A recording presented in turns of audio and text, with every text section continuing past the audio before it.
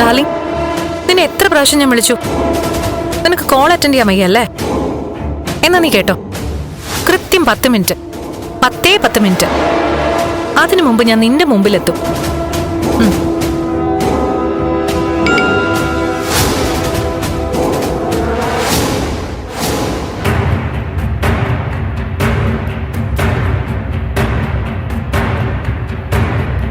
Darling, നിന്നെ എത്ര പ്രാവശ്യം ഞാൻ വിളിച്ചു?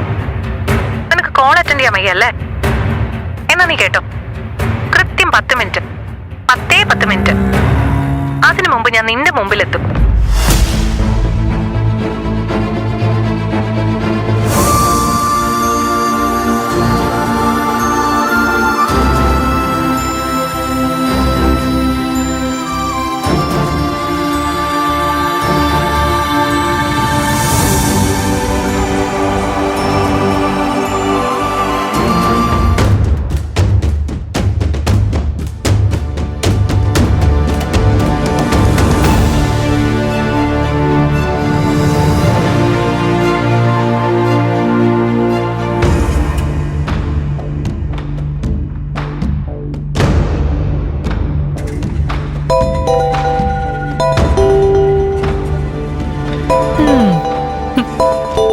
മിനിറ്റിനകം അവിടെ എത്തുന്നു പറഞ്ഞപ്പോ അളിയൻ തിരിച്ചു വിളിച്ചല്ലേ?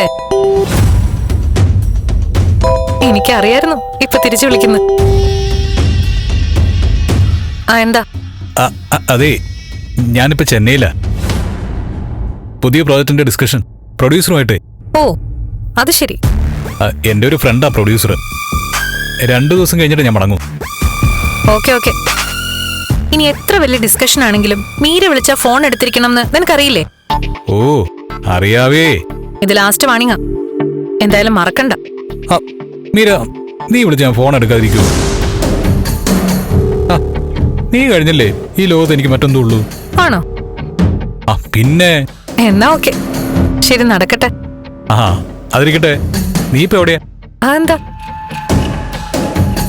ഞാൻ ഇവിടെയാണെന്ന് പറഞ്ഞാൽ ശരിയാവില്ല. പറയണ്ട.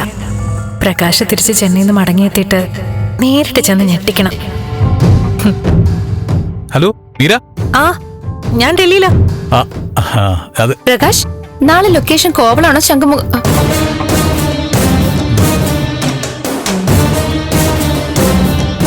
അതാരാ സംസാരിച്ചേ? അത് പുതിയ പ്രോജക്റ്റിന്റെ ഏഡിയാ, അസിസ്റ്റന്റ് ഡയറക്ടർ. ലേഡിയാണോ അസിസ്റ്റന്റ് ഡയറക്ടർ?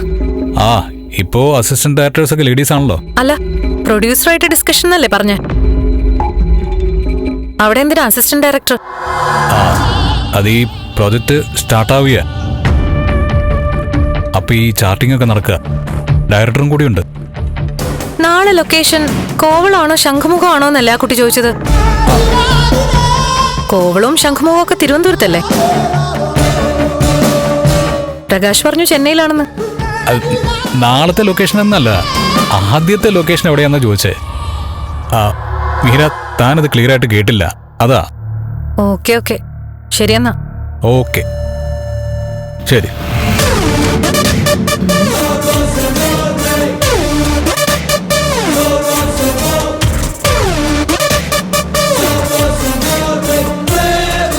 പ്രകാശ് ഇതെന്തൊക്കെയാ പറയുന്നേ? നാളെ എനിക്ക് തോന്നിയതാണോ? നാളെ ലൊക്കേഷൻ ശംഖുമുഖാണോ എന്നല്ലേ ആ കുട്ടി ചോദിച്ചത്? ആണല്ലോ, എനിക്കങ്ങനെയാ തോന്നിയേ.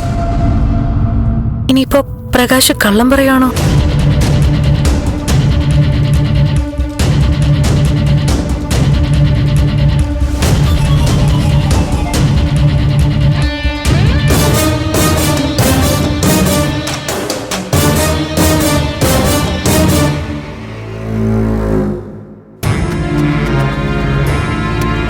എന്താടാ, നീ രാത്രിയിൽ എങ്ങോട്ട് പോന്നു? മുരളിയുടെ വീട്ടിൽ നിന്ന് ഉമ്മ വിളിച്ചിരുന്നു. മുരളി ഇതുവരെ എത്തിയിട്ടില്ല. വിളിച്ചിട്ട് കിട്ടുന്നുമില്ല.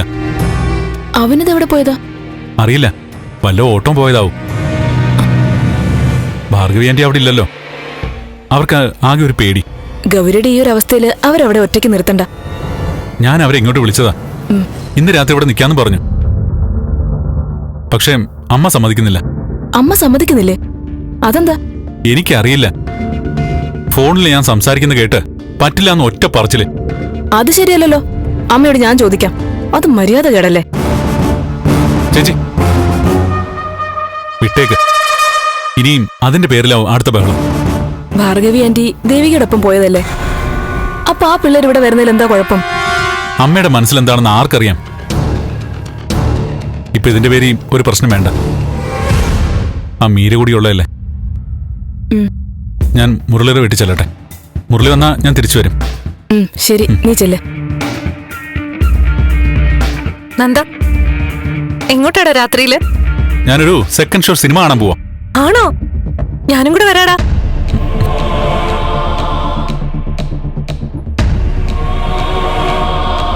അല്ലേച്ചി, അവൻ എവിടെ പോയതാ?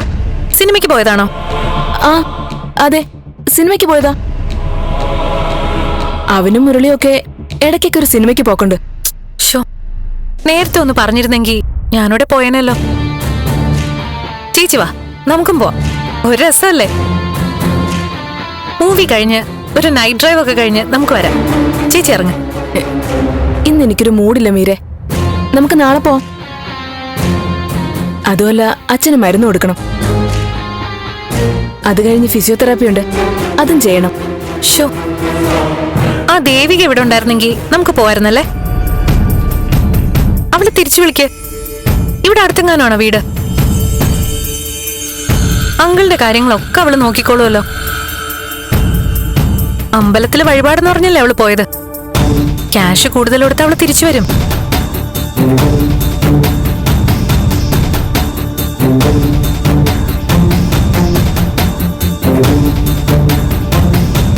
മീരയോടെല്ലാം തുറന്നു പറഞ്ഞാലോ? പക്ഷേ അമ്മ പറഞ്ഞല്ലോ ഇവളെന്തെങ്കിലും കടുങ്കൈ ചെയ്താലോ? വേണ്ട, തൽക്കാലം ഒന്നും പറയണ്ട. ഹലോ, ഞാൻ പറഞ്ഞത് വല്ലതും കേട്ടായിരുന്നോ? ആ കേട്ടു. ശരി, ഞാൻ എന്താ പറഞ്ഞേ? ദേവികയെ കാട്ടിന്ന് വിളിച്ചോണ്ട് വരണോന്നല്ലേ? ദേവികയെ കാട്ടിന്ന് വിളിക്കാനോ? ആ, അവളതിന് കാട്ടിലാണോ പോയെ? അമ്പലത്തിൽ പോയിന്നല്ലേ പറഞ്ഞേ? കാട്ടിലെ ഏതോ ഒരു അമ്പലത്തില് വഴിപാട് നടത്താൻ പോയതാ. എല്ലാരും വാലും തുമ്പും ഇല്ലാതെയാണല്ലോ സംസാരിക്കുന്നത്. വീട് മാറിയപ്പോ എല്ലാവരുടെയും റിലേ അടിച്ചു പോയോ? ഒരു കാര്യം ചെയ്, ചേച്ചി ദേവികയുടെ നമ്പർ ഇങ്ങതാ, ഞാൻ വിളിച്ച് സംസാരിക്കാം. വേണ്ട മീര, വിട്ടേക്ക്. അമ്മ അതിന് താല്പര്യമൊന്നും കാണിക്കില്ല. വേണ്ട, വിളിക്കണ്ട. ചേച്ചി നമ്പർ തന്നേ, ആന്റിയോട് ഞാൻ പറഞ്ഞോളാം. വേണ്ട, ആ കുട്ടി സമാധാനമായിട്ട് കഴിയട്ടെ. ഇനി വിളിച്ച് ബുദ്ധിമുട്ടിക്കണ്ട. എന്തായാലും നാളെ ആന്റിയോടും കൂടി ചോദിച്ചിട്ട് ഞാൻ ദേവികയെ വിളിക്കും. എങ്ങനെയെങ്കിലും ഇവിടെ തിരിച്ചെത്തിക്കുകയും ചെയ്യും.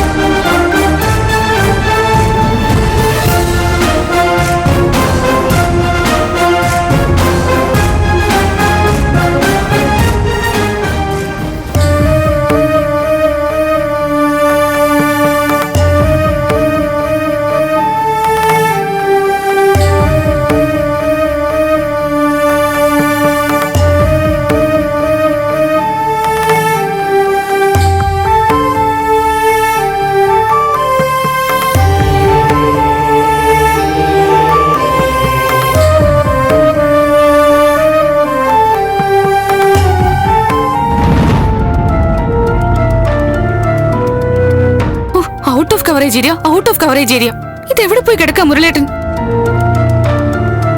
അല്ല ഗൗരിയേച്ചി, നന്ദേട്ടനെ ഫോൺ ചെയ്തിട്ട് ഒരു മറുപടി പോലും കിട്ടിയിട്ടില്ലല്ലോ. ഞാൻ വിളിക്കാമെന്നും പറഞ്ഞ് കട്ട് ചെയ്തതാ. പ്രഭയാന്റെ ദേഷ്യപ്പെട്ടു എന്ന് കേട്ടുന്നൊക്കെ നീ തന്നെയല്ലേ പറഞ്ഞത്? അപ്പോ അതിന്റെ ഒരു ബുദ്ധിമുട്ടായിരിക്കും നന്ദന്. എന്നാലും ഒന്ന് വിളിക്കായിരുന്നു. ദേവികേച്ചിയുടെ കൂട്ടിന് അമ്മയും കൂടെ അല്ലേ പോയിരിക്കുന്നത്? അതൊക്കെ നന്ദേട്ടനൊന്ന് ആലോചിക്കണ്ടേ? പ്രഭാന്റെ ദേഷ്യപ്പെട്ടു, പക്ഷെ നന്ദേട്ടൻ നമ്മളോട് അങ്ങനെ കാണിക്കരുത്. തിരികെ വിളിച്ച് എന്തെങ്കിലും 2 വാക്ക് പറഞ്ഞ് ആശ്വസിപ്പിക്കായിരുന്നു. അവിടെ നന്ദന്റെ അവസ്ഥ അങ്ങനെ ആയിരിക്കും. മീര ഇപ്പൊ അവിടെ ഉണ്ടല്ലോ. അതിന്റെ പ്രശ്നങ്ങൾ കാണും. ഇത്ര വലിയ പ്രശ്നമാണെങ്കിലും നന്ദേട്ടൻ വിളിക്കണമായിരുന്നു.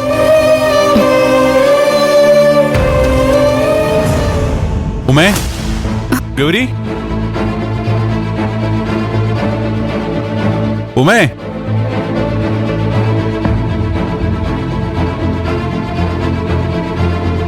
ഗൗരി,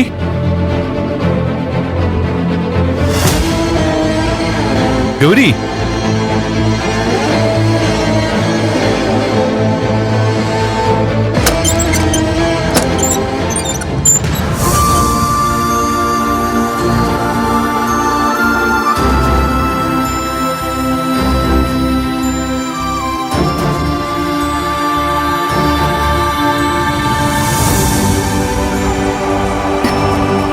നന്ദേട്ടാ, എന്താ അമ്പരം നോക്കുന്നേ?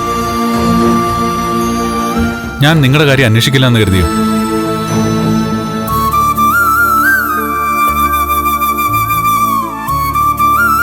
അമ്മ ദേഷ്യപ്പെട്ടത് ഉമ്മ കേട്ടിട്ടുണ്ടാവുമെന്ന് എനിക്കറിയാം. അമ്മയുടെ സ്വഭാവം അറിയാലോ. അമ്മയ്ക്ക് വേണ്ടി മോളോട് ഞാൻ ക്ഷമ ചോദിക്കുക. അയ്യോ, അങ്ങനെ പറയില്ല നന്ദേട്ടാ. ഞാനാ നന്ദേട്ടനോട് മാപ്പ് ചോദിക്കണ്ടേ. നന്ദേട്ടൻ തിരിച്ചു വിളിച്ചില്ലല്ലോ എന്നോർത്ത് എനിക്ക് സങ്കടമായിരുന്നു. അതിന്റെ പരിഭവം ഇപ്പൊ പറയുകയും ചെയ്തു. അല്ലേ ചേച്ചി? ഫോൺ വിളിക്കല്ല, ദാ ഇപ്പൊ നേരിട്ട് തന്നെ ആളെത്തി. ഞാൻ കുറ്റപ്പെടുത്തിയതിന് മാപ്പ്. ഒന്ന് പോടി, അവളൊരു മാപ്പ്. നീയേ മുരളിയുടെ മാത്രമല്ല, എന്റെയും കൂടി പെങ്ങളൂട്ടിയാ. കേട്ടോടി കാന്താടി. ഗൗരി, അവനിങ്ങനെ വൈകാറില്ലല്ലോ. ഇന്നിപ്പോ എന്തു പറ്റി? ഇടയ്ക്ക് ചിലപ്പോ ഇങ്ങനെ വൈകാറുണ്ട്. പക്ഷെ അങ്ങനെയാണെങ്കിൽ വിളിച്ചു പറയും. വല്ല അത്യാവശ്യത്തിനും പോയതാവും. നിങ്ങൾ ടെൻഷൻ ആവണ്ട, അവൻ വരും. അവൻ വന്നിട്ടേ ഞാൻ പോകുന്നുള്ളൂ. നിങ്ങൾ ചെന്ന് കിടന്നോ, ഞാൻ ഉണ്ടാവും ഇവിടെ. മുരളീട്ടൻ വരട്ടെ, എന്നിട്ട് കിടന്നോളാം. ദേ, പറയുന്ന അനുസരിക്ക്, ചെന്ന് കിടക്ക്. ഗൗരിക്ക് ഈ സമയത്ത് ഉറക്കൊളിച്ചിരിക്കാൻ പാടില്ല. നാത്തൂനാവൊന്നും അറിയില്ലേ? നന്ദൻ കഴിച്ചിട്ടാണോ വന്നത്? എന്തെങ്കിലും? ഏയ് വേണ്ട, ഞാൻ കഴിച്ചു. പോയി കിടന്നു. നന്ദേട്ടൻ അകത്തേക്ക് വാ. വേണ്ട മോളെ. ഗൗരി, നിങ്ങൾ ചെല്ലേ. വാ ഉമേ. ഡോറടച്ചോ?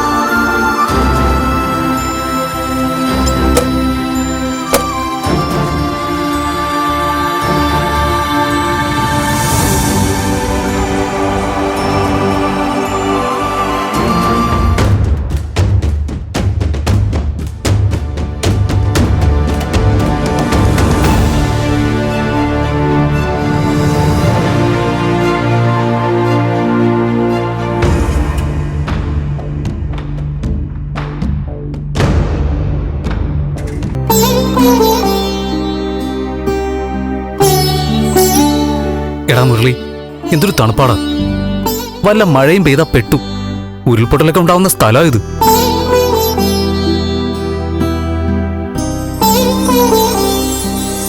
എടാ ഇവനിത് എന്തു പറ്റിയടാ? എന്താടാ നീ ഇങ്ങനെ ടെൻഷൻ അടിച്ചു കിടന്നാ ഞങ്ങളുടെ ധൈര്യം കൂടി ചോർന്നു പോകും.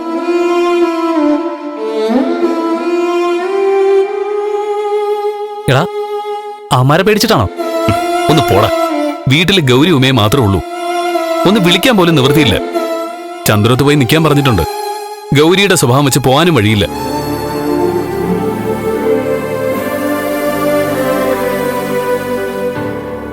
നീ പറഞ്ഞില്ലേ നമ്മളിങ്ങനെ ഇവിടേക്ക് പോകുന്നതാണെന്ന്? ഇല്ലെന്നേ, പെട്ടെന്ന് തോന്നിയ ബുദ്ധിക്കല്ലേ ഇറങ്ങി പുറപ്പെട്ടത്. തിരിച്ചു വന്നിട്ട് പറയാന്ന് വിചാരിച്ചു.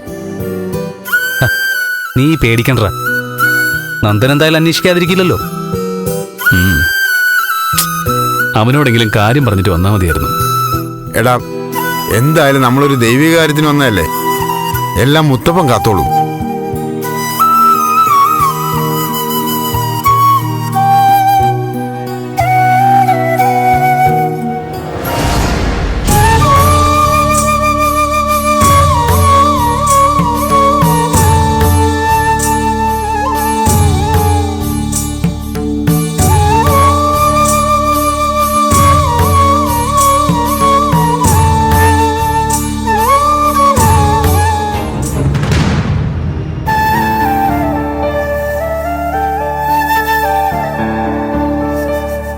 നന്ദേട്ടനെ അകത്തെ റൂമിൽ കിടക്കായിരുന്നല്ലോ. ആ തണുപ്പത്തിരിക്കല്ലേ. അത് സാരമില്ല, നമ്മൾ മാത്രം ഉള്ളതുകൊണ്ടല്ലേ.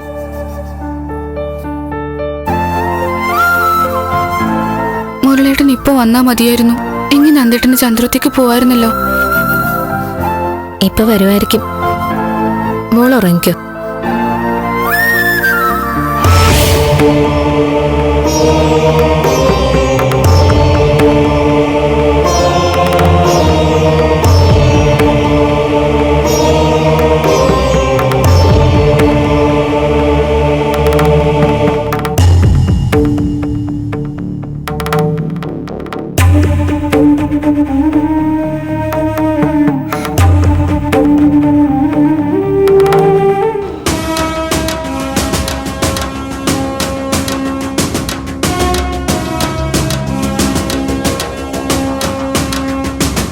പ്രൊഡ്യൂസറും പ്രകാശും തമ്മിൽ ചർച്ച നടക്കുന്നിടത്ത് എന്തിനാ അസിസ്റ്റന്റ് ഡയറക്ടർ?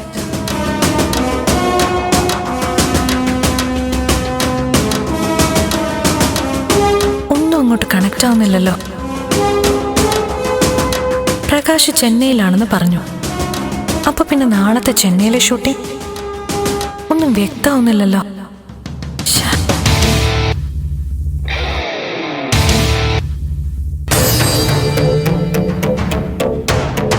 മോളെ, എന്താ മോളെ ഇതുവരെ ഉറങ്ങിയില്ലേ? ഉറക്കം വരുന്നില്ല ആന്റി. നീ എന്താ ആകെ വല്ലാതിരിക്കുന്നേ? ഒന്നുമില്ല ആന്റി, ഉറക്കം വന്നില്ല.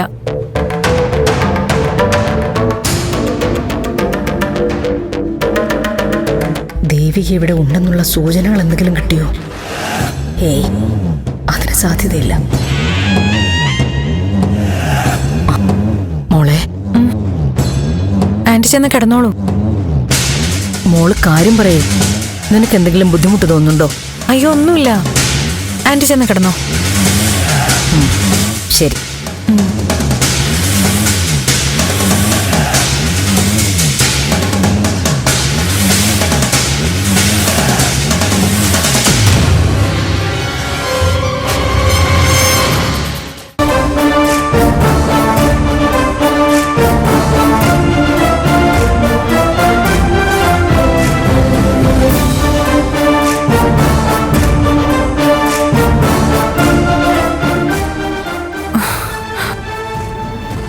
പ്രകാശ് ഇനി എന്നെ ചതിക്കാണോ?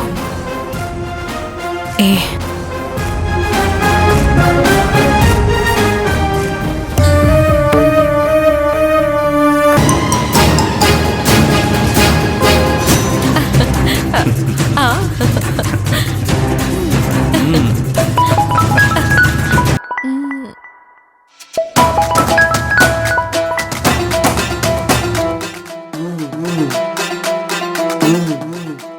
ഫോൺ എടുക്കണോ?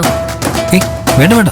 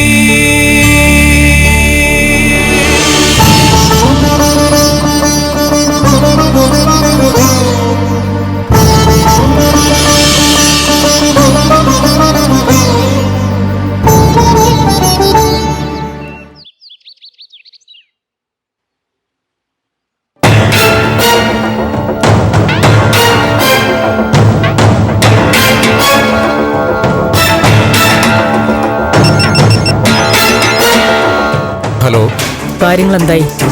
എനിക്ക് വാക്ക് തന്നതുപോലെ എല്ലാം കൃത്യമായിട്ട് നടന്നിട്ടുണ്ടല്ലോ അല്ലേ? മാഡം ധൈര്യമായിട്ടിരിക്കൂ. ദേവിക ഇനി തിരിച്ചു വരില്ല. ഞാൻ ഏർപ്പെടുത്തിയ ആൾക്കാർ ഇപ്പോ കാര്യം നടത്തി കഴിഞ്ഞിട്ടുണ്ടാവും. എനിക്ക് വിശ്വസിക്കാമല്ലോ അല്ലേ?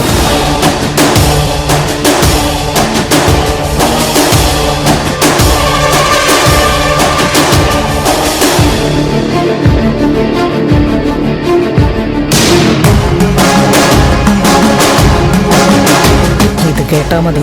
മീരയും നന്ദനും തമ്മിലുള്ള വിവാഹത്തിലെ പ്രധാന തടസ്സം മാറിക്കഴിഞ്ഞു. അല്ല മാഡം, സ്വാമി, എന്നോട് കാണിക്കുന്ന ഈ കൂറ് ഞാൻ ഒരിക്കലും മറക്കില്ല. അത് മതി.